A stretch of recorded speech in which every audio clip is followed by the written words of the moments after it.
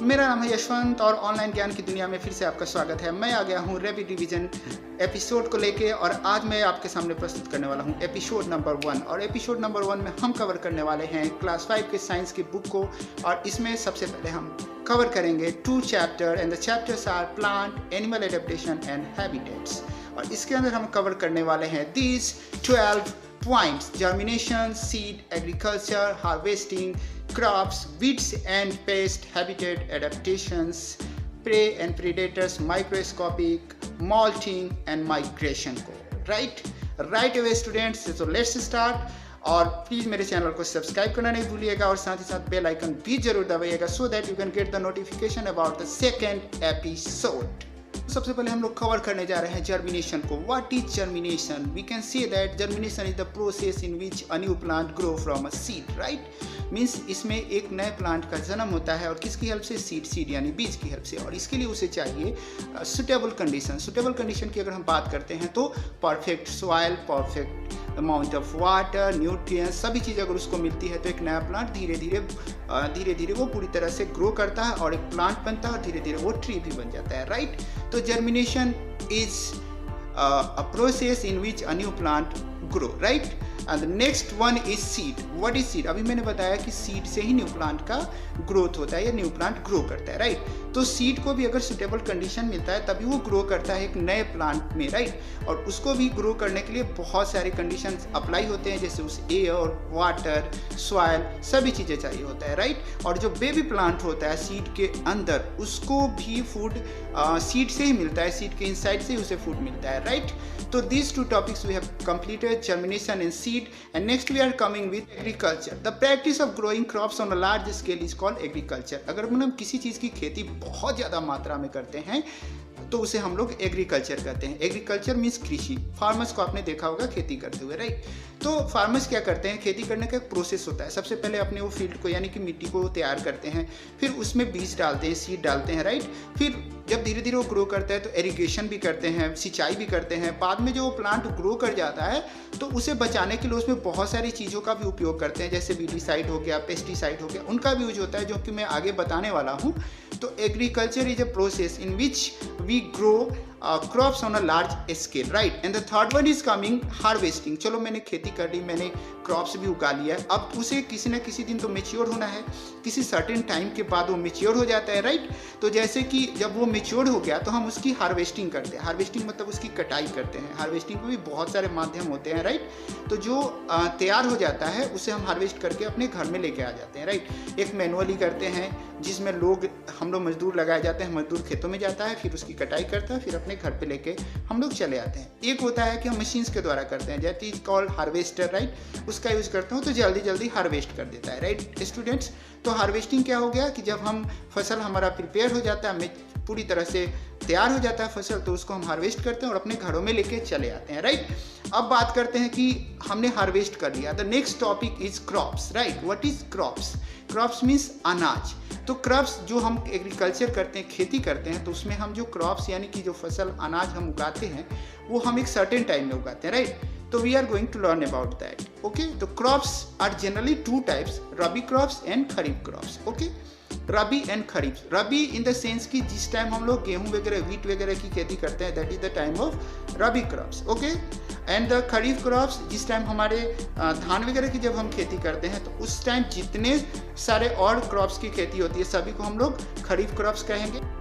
रबी crops यानी कि हम लोग विंटर सीजन में ग्रो करते हैं, मीन्स नवंबर से लेके अप्रैल तक इसका सीजन होता है। और खरीफ की अगर हम बात करते हैं तो ये जून से लेके अक्टूबर तक इसको हम लोग ग्रो करते हैं, right. And next we are going to learn about weeds and pests, right. अभी मैंने कुछ समय पहले बताया था कि वीड्स क्या होते हैं, पेस्ट क्या होता है, राइट स्टूडेंट्स। तो वीड्स और पेस्ट क्या होते हैं? जब हम खेती कर लेते हो तो हमारे खेत में जो फसल होती है ना, उसके साथ साथ और भी बहुत सारे अनवांटेड प्लांट उसके साथ ग्रो कर जाते हैं, जो कि फसल को नुकसान पहुंचाते हैं, बहुत ज़्यादा नुकसान पहुंचाते हैं। वो जो फसल होती है उसको ज़्यादा अच्छे से ग्रो नहीं होने देते हैं।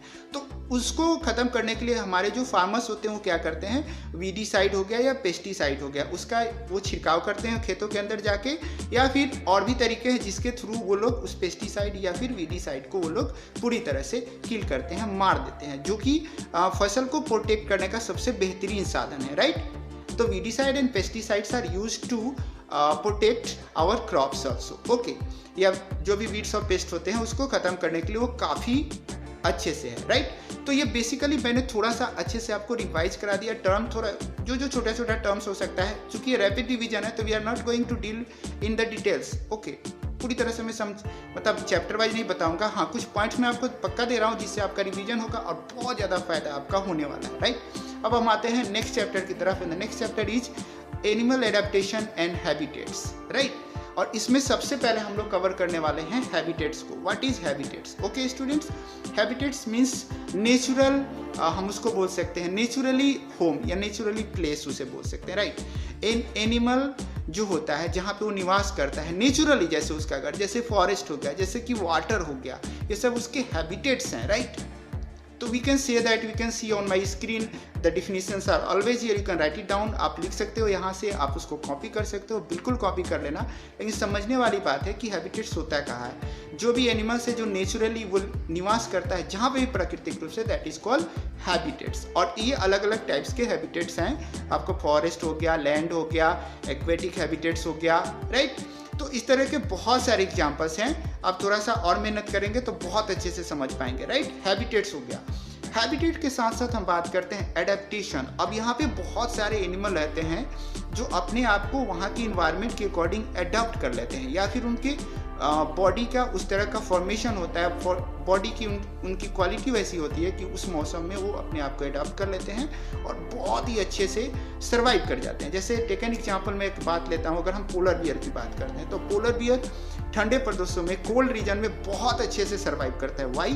क्योंकि उसके बॉडी के अंदर बहुत सारे थिक ब्लबर होता है जो उसके बॉडी को वार्म रखता है ठंडी में, राइट। उसके बॉडी का उस तरह का एडेप्टेशन है, राइट।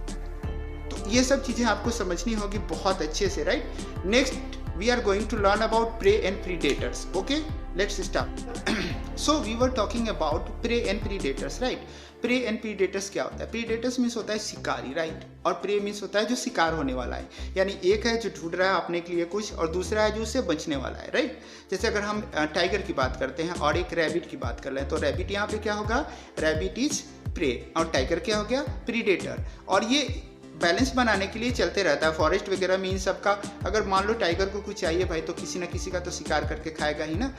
माइक्रोस्कोपिक को क्यों मैंने इसमें इंक्लूड किया? इसलिए इंक्लूड किया कि माइक्रोस्कोपिक मीन्स होता है बहुत सारे छोटे छोटे जीव जंतु को देखने के लिए, राइट। माइक्रोस्कोपिक हम लोग वर्ड यूज करते हैं, बहुत सारे ऐसे क्रिएचर्स हैं जो कि इजीली हम उनको नंगी आंखों से देख नहीं पाएंगे, तो उनको देखने के लिए हम यूज करते हैं माइक्रोस्कोप को, राइट। और माइक्रोस्कोप क्या होता है? उन चीज़ों को इनलार्ज करके, बड़ा करके दिखाता है आपको, राइट स्टूडेंट्स।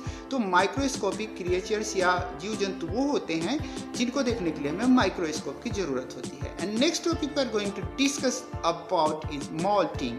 मॉल्टिंग क्या होता है? आपने देखा होगा सांप को, कभी कभी हमारे गांव में या कहीं पे भी बहुत जगह पे देखा होगा कि सांप की जैसी हाइट होती है ना, सांप का ऊपर का जैसे स्केल होता है, कवर होता है, वैसा ही कहीं पे उसका स्केल बिना सांप का पड़ा हुआ दिख जाता है, राइट। कहीं पे भी फेंक दिया गया, कहीं पे आपको दिखाई दिया तो बहुत सारे लोग क्या बोलते हैं कि ये सांप, स्नेक है ना, उसका स्केल है, राइट। तो क्या होता है? स्नेक जो होता है ना, टाइम टू टाइम अपने ऊपर की स्किन को वो शेड आउट करता है, मतलब कि निकाल देता है। तो that process shedding out of their old skin is called what? Moulting. कोई भी अगर एनिमल है जो अपने ऊपर के बॉडी कवरिंग को वो रिलीज कर देता है, हटा देता है, रिमूव कर देता है कुछ दिनों के बाद, तो that is called moulting. Snake इसका बहुत ही बेहतरीन उदाहरण है, right. Now we are going to talk about migration. Migration means what? Migration means पलायन. When a large group of animals move from one place to another place in search of food or warmth is called migration. मतलब बहुत सारे पशुओं का झुंड या पंछियों का झुंड जब एक जगह से दूसरे जगह भोजन की तलाश में जाता हो, या वहाँ पे अगर उसके लिए बहुत ज़्यादा ठंडी हो गई हो और वो अपनी जगह को चेंज करके दूसरे जगह चला जाता है, तो that process is called migration, right. आपने देखा होगा कि बहुत सारे सीजन में आपके आसपास डिफरेंट टाइप्स के बर्ड्स दिखाई देने लगते हैं जो कि कभी आपने देखा भी नहीं होगा। तो आपने सोचा कभी ऐसा क्यों होता? Because they migrate from other place to here, right. वहाँ से माइग्रेट होकर यहाँ पे वो चले आते हैं, राइट। तो that is called migration my dear students, right. तो इसमें मैंने रैपिडली आपको बहुत सारे टर्म के थ्रू रिवीजन कराया और आई होप कि इससे आपको बहुत बेनिफिट मिला होगा। और बहुत जल्द मैं एपिसोड 2 लेके आने वाला हूँ, जिसमें हम लोग आगे बॉडी के बारे में पढ़ेंगे और उसके अलावा फूड के बारे में पढ़ेंगे, राइट। और इसको रैपिडली रिवाइज करेंगे बॉडी एंड फूड को, राइट। तो प्लीज़ मेरे चैनल को मैं फिर से बोलता हूँ सब्सक्राइब करके रखिएगा, बेल आइकन भी दबा दीजिएगा ताकि फिर से आपको नोटिफिकेशन मिलते रहे, राइट। तो right where I am coming back very soon my dear student, thanks for